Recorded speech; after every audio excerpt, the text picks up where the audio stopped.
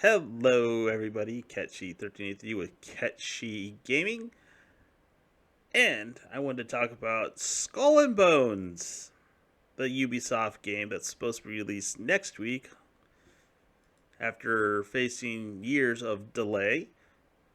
And let's also talk about some of the things the CEO said uh, recently in terms of this game. So when I first saw this game, I immediately thought it was kind of a weird expansion off of Assassin's Creed Black Flag, and the article that I read with the CEO's comments kind of reflect that. There are different elements to this game that are very Black Flagish ish when it comes to controlling your ship and some of the things you come across while sailing the high seas during Black Flag. So that obvious sort of connection is there. So it didn't take long before some glaring flaws reared their ugly head in terms of this game's controls. You didn't see it, but I cut out the part where I paused and looked at the control scheme because the instructions on the screen said to hold A to lower the sails and hold B to raise the sails. When you hold A or B, it does neither. You end up having to button mash A or B just to get the sails to either respond to either going up or down. Although the instructions said to hold. The instructions are wrong. Remember, guys, we're going to come to something the CEO said in a little bit here. This initial part of the game is them giving you a very overpowered ship, showing you what you could have potentially later on in the game. And I'll admit, I was actually kind of enjoying myself just a little bit at this point in time. Devastating a whole entire fleet of British ships while just going after one ship in particular. And after a much bigger fleet comes and sinks your ship, you then get to go to where you customize your character. You really don't get to see your character all that much, so this part is kind of pointless. And again, you find yourself in another beginning area tutorial where they sort of introduce the basics of questing in the game, as well as some things you can run around and do while sailing the open seas.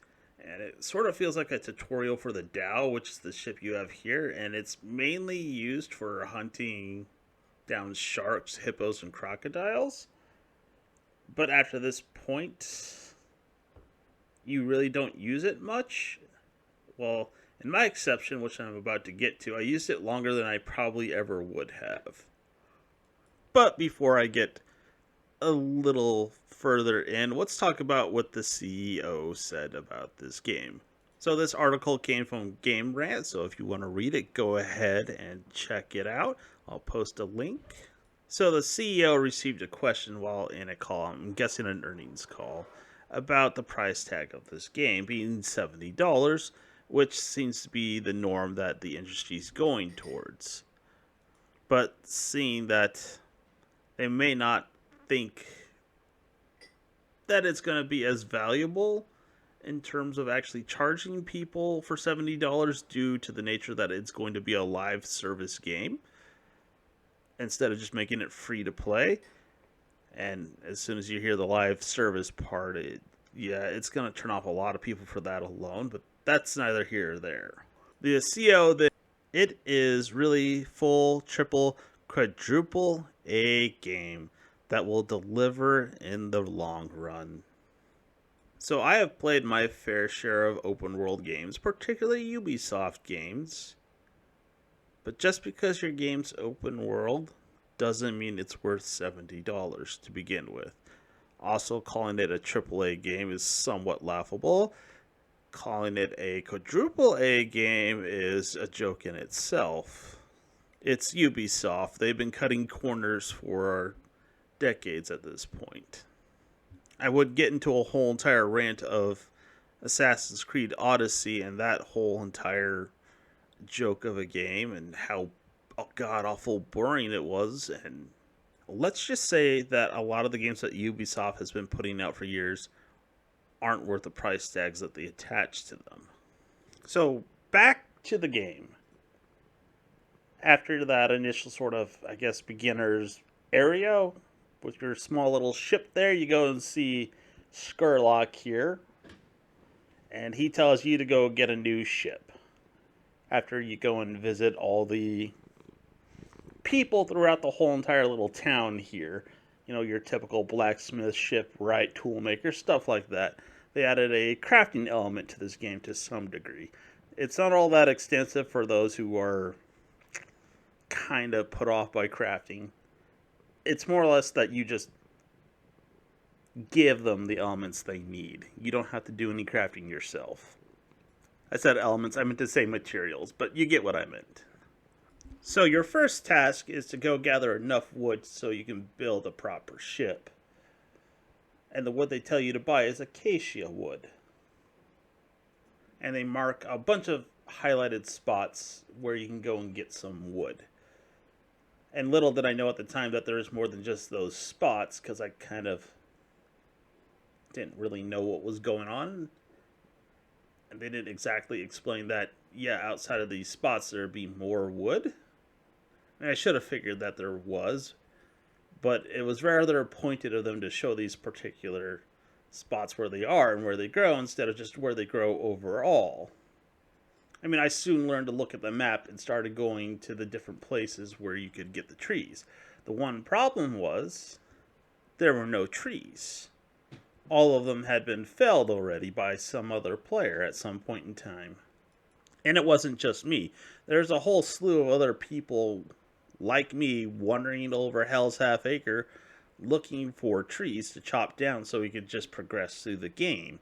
Remember, he said this was a quadruple A game. And when I say he, I mean the CEO of Ubisoft. So, after figuring out I could find trees in different parts of the map, I started going all over the place, like I said, going over Hell's Half Acre. And even somewhere inside the archipelagos that you have access to, along with rivers and stuff like that, all the trees were cut down. None of them were growing back. And I just thought maybe there was an influx of people chopping them down constantly, and I was just having bad luck at finding them. No. Turns out the trees just weren't growing back at all. I had to get lucky, and occasionally logs would spawn in the water and I'd collect them that way. And at one point I thought maybe there's something wrong with my computer, restarted the game, came back in, and I found one tree that had yet to be chopped down. And that gave me enough wood to build my first bigger ship, and I was able to progress through the game. So remember, guys, this is a quadruple A game. You then go on to equip your ship with the various things that you have access to, like cannons and stuff like that. You learn how to craft cannonballs. Eventually that becomes a non-issue. So, from the time I set foot in where the game more or less takes place to getting enough acacia wood to build my ship, it was about an hour and a half. That's how long it took because the trees weren't spawning back. And I can't imagine there'd be too many other new players participating in the beta sort of putting up with this, trying to figure out what was going on, or even looking for wood as long as I was. And there was a drastic decrease in ships as time went on, which led to other problems down the road when I was playing the beta. Now, your first ship, the Dow that you get, is almost completely useless after you get your first ship. Almost. I used it 2 other times to do 2 quests, and that was it during my short little period of playing. And that was to hunt down a few animals and collect their skins, teeth, and meat. But that was it. Just 2 times. I mean, it can be used to gather things like fish or shark meat in order to make better food for your crew, but I mean, the way they handle how you switch ships isn't exactly great when you want to use the Dow, which has very limited capacity for cargo. And that they just ask you to transfer cargo from one ship to the other instead of just leaving whatever cargo you have in that ship, or giving you the option to transfer it to the other ship. I see no reason other than maybe a couple of repair kits to keep in my Dow, and that's it, because you can't do anything other than hunt animals with it. You can't take on other ships. It's just sort of a weird quality of life thing where they could have easily just made it better to switch between ships, but particularly the Dow here if you want to go and do some fishing or collect animal skins, which that's another material in the game I used once and only once. I never came across another quest where they're like, yeah, deliver leather to whatever place. It only happened once and I already had them, so I didn't even have to get my Dow. And it seems like a really underutilization of this ship outside of maybe gathering food, which you really don't need to because you can just come across it from raiding the bigger ships, which gives you more supplies like cannonballs, silver, other things you can use in game.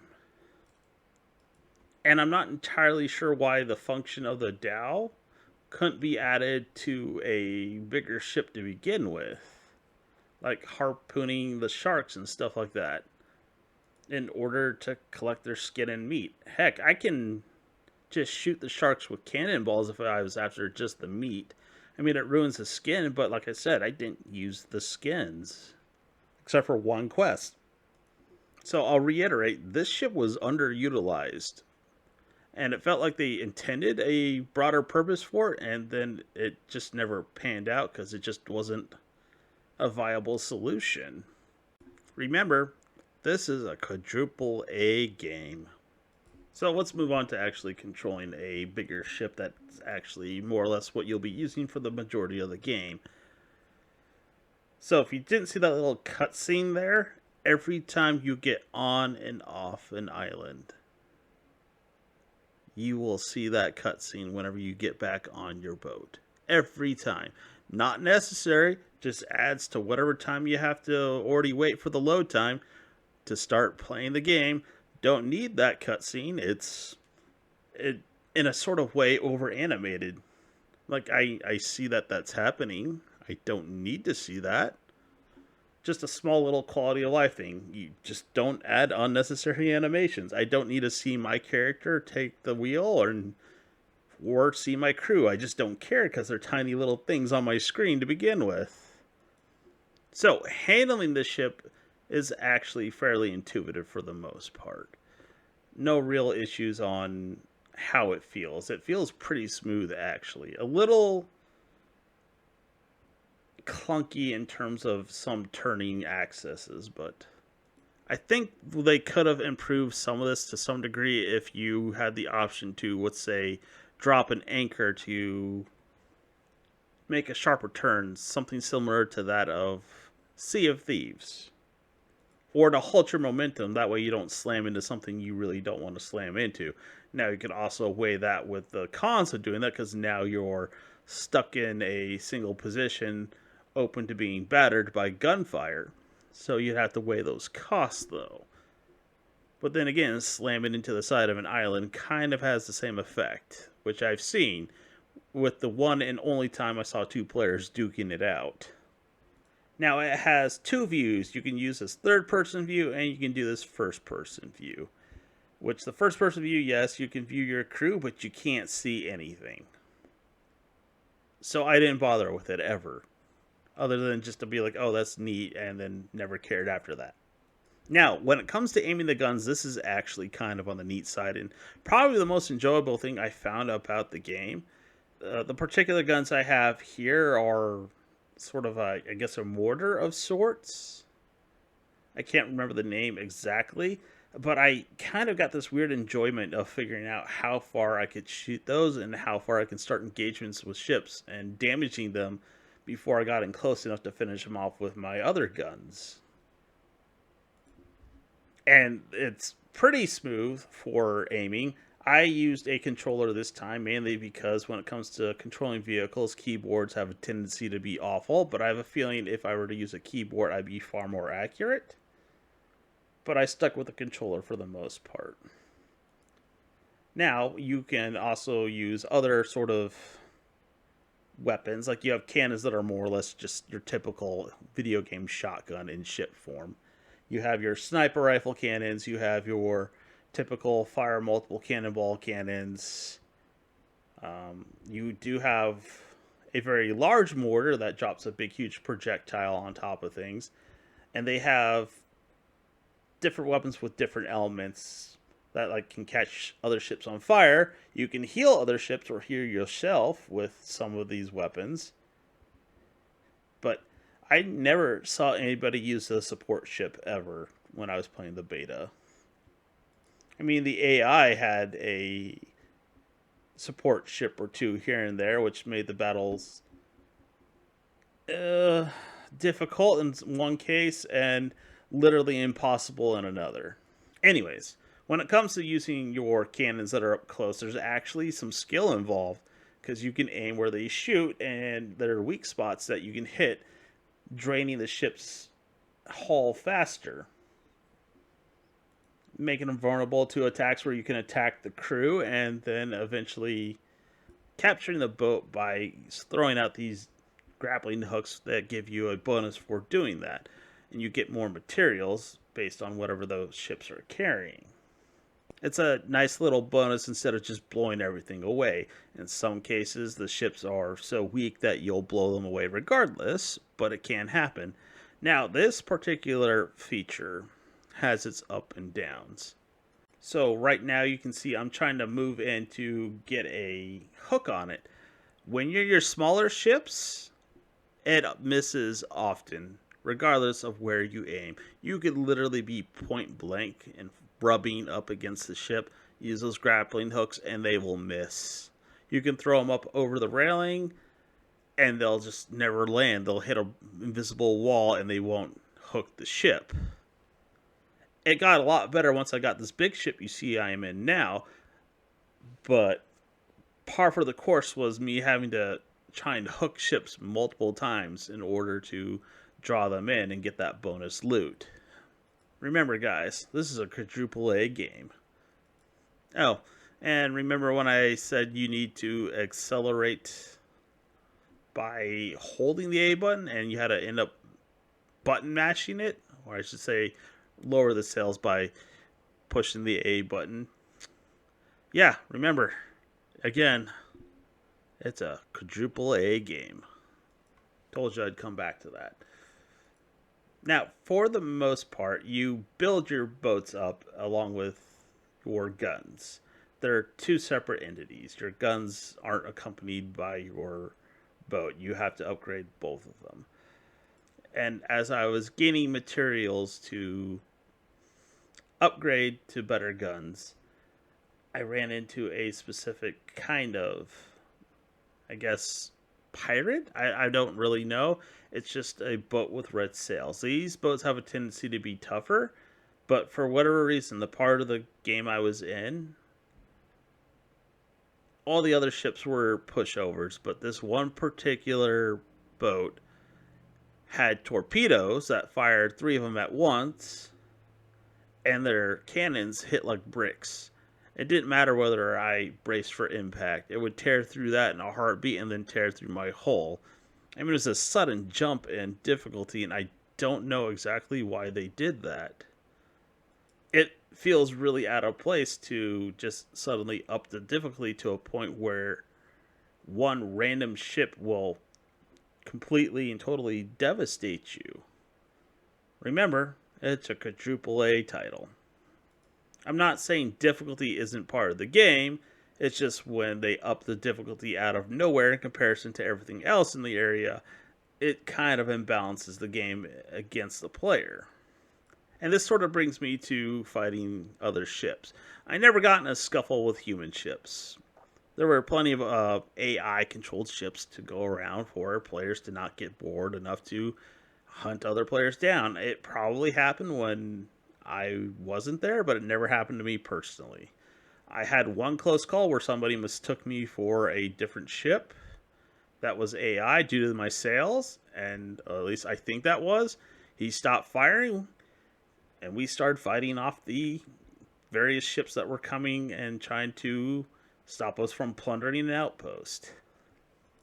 But when it comes to the AI and shooting you, this is kind of one of my pet peeves. In that the AI is super accurate. And it's not just this particular game, it's any game where they're super accurate. Now, I've had people sort of express to me, like, how else do you expect them to make the game harder? And I'm like, there are ways to do it without just making them laser accurate. That's just kind of lazy game design, in my opinion, when you do that. And the AI will rarely miss you in this, unless you're out of range or borderline out of range. Most of the time, they will nail you. So you just sort of have to sit there and take it. Outside of bracing for impact, which you can only do so much, there's little player agency in terms of keeping damage from happening to your ship. I mean, your ship accelerates so extremely slow that if you're going kind of slow to begin with, it could potentially be devastating to your ship if you get hit by a mortar if you're not already going at a certain speed. And in general, the only particular way to dodge mortars is to reduce your speed to the second slowest speed you can, and then engage what is more or less the equivalent of a sprint in order to not get hit by those.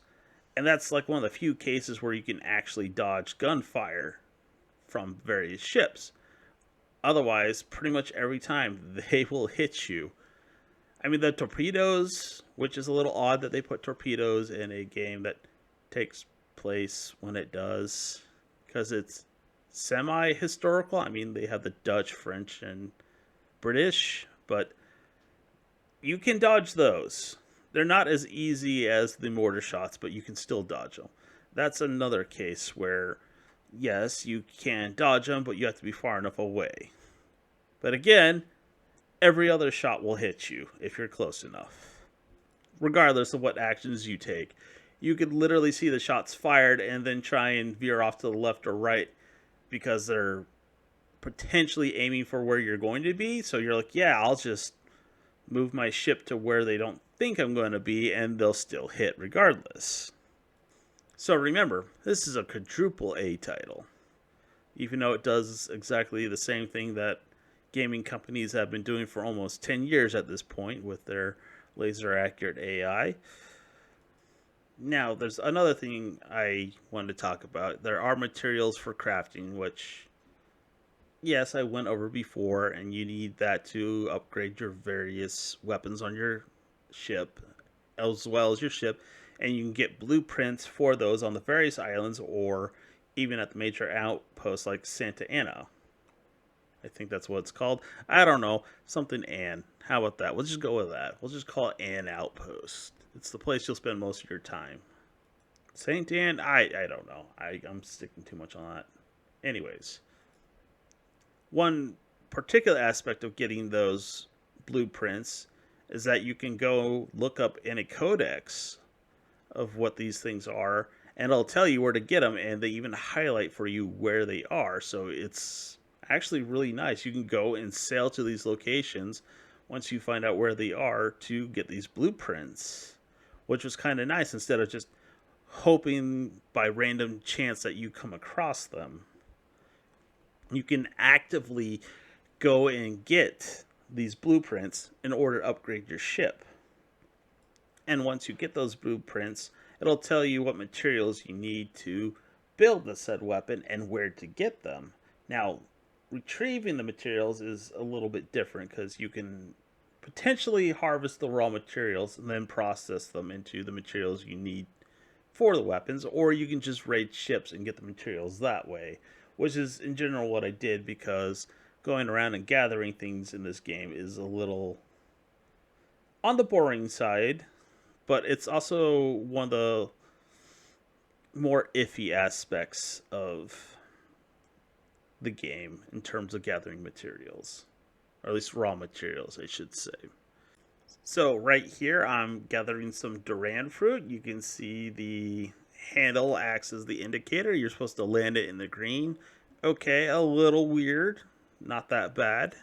Here I am approaching a tree to harvest it. As you can tell, it brings you to a dead stop, and then you have to hit the indicator at the right time in order to harvest the wood. And the better the, I guess, timing, the more wood you'll get. It's a little awkward, especially because the camera can shift around and some of the elements of your HUD will hide that indicator. Just a small little thing, but it does happen. But then there's harvesting things like fiber. You can see that's supposed to be the shape of a sickle, but I had the hardest time with this one because what part of the sickle is supposed to represent where I'm supposed to hit it in order to get the max amount of materials, let alone get the green spot. In this case, purple. It's curved. Is it at the tip of the sickle? Is it at the bottom of the sickle? I mean, everything else was more or less a bar or had a white bar to indicate it. They decided to go with a sickle, and it's so broad you can't tell what part it is. Remember, it's a quadruple A game. So about day 3, there was something I did start to do, I guess, and that was getting sugarcane in order to make rum in order to deliver said rum, which I didn't know until today on the last day of the beta. That's how you get some of their premium in-game currency. As far as I know, you can't buy it with real money, but then again, this is the open beta, and they probably haven't implemented that, if that is a thing. So that's the other thing I'm sort of waiting for. Is I'm guessing or speculating that some things have been altered because they want people to spread positive things about this game, and I'm just waiting for the monetization part to drop. But anyways, you can earn gold pieces of 8 by doing running, more or less. And this is how you get a lot of the more advanced guns that are allowed to you at the level that you're capped at. And this is where I got really bored with the game. And I understand why people said there's not much left to do. Or I shouldn't say much left to do. There's plenty to do. It just isn't fun to do. I mean, a lot of the missions started to repeat themselves. And they are more or less the same. Like, go and destroy this specific set of ships. And the only driving force for me was upgrading my ship. And I didn't particularly find the content for doing quests all that compelling in any shape or form. I mean, there was some challenges I did take on, like trying to take on a bigger ship to see if I could do it, and I did. But after that, my interest for this game started to drop off sharply, especially with how much gold it requires to get some of these items. It's like 500 gold, and you only get about 24 to 25 gold for the missions I did do for rum running. And I was like, ooh, this is going to take a while. And that's when I stopped. And I feel no compulsion to pre-order the game to keep my progression in any shape or form. Remember, this is a quadruple A game. But yeah, I mean, all games technically have a bit of repetition to it. And I was enjoying gathering the material I needed to be able to upgrade my ship. It was a goal. It gave me something to strive for. And I guess you could say technically that would be the same thing, but it got to a point where it was literally just me sailing from the main port that you would typically use, going, getting a mission to go pick up some sugar cane, and then making rum and delivering it, rinse and repeat. That was it. I mean, they try to spice it up by adding means of attacking other ships that have sugar cane, but that came a little too late, and it really didn't matter by the time I just got tired with the game, because like I said, I was only getting 25, 24 pieces of 8 per rum run, and I could sort of expedite that by using the fast travel. So it just came to potentially either being bored at sea because I have no reason to attack the ships, or use the fast travel, which I'm faced with a bunch of loading screens. And I could think of a different game that has a bunch of loading screens, and typically not really a good thing. And that game, I guess on a critical level, didn't do all that great either. I mean, in terms of sales number, it did all right. I don't particularly like it, and I think everyone knows what game I'm referring to when I say a bunch of loading screens, too. But this game is not a quadruple A game, regardless of what the CEO says. I don't know if he's done game development or he's just the money guy. I mean, if he's done game development, he's lost touch with that in a lot of aspects. And if he's just the money guy, he's a money guy that has no idea what's going on because he just sees dollar signs and thinks he has a idea that'll work. But this is not worth $70. This is a game that if I ever do play it at all, considering what I've seen in terms of Ubisoft's behavior in the past, like saying you need to get comfortable with not owning your games, or I guess in one case, when they pop that ad up in the middle of somebody's gameplay, I'm really reluctant to ever actually purchase anything Ubisoft ever again. And I know some people said separating the art from the artist, but in this case, when the artist can take away your game because you did something they don't like, it's a little on the iffy side. Anyways, so in conclusion, in terms of the game, it was entertaining for a short bit of time. And I actually really liked the cannon sort of gun exchange between ships. For the most part, I enjoyed being able to more or less act as a sharpshooter at sea with my cannons, targeting specific parts of the ship. I just wish they would do something where the ships weren't super accurate, allowing you to have some form of player agency when it comes to not taking damage other than just bracing for it. I mean, there's some small little things they could do here and there as well. I mean, your avatar, for all intents and purposes, outside of going into the outpost, serves no real purpose. You'd think in a game where you're a pirate, you would do a boarding action and you might take on someone with a sword or a musket or a pistol or something. But you don't. It just jumps to an animation of the ship being pulled in, you open a chest, and the ship blows up right next to you. That's all that happens. And like I said before, I'm waiting for the monetization aspects of this game to drop, wondering what it's going to be like.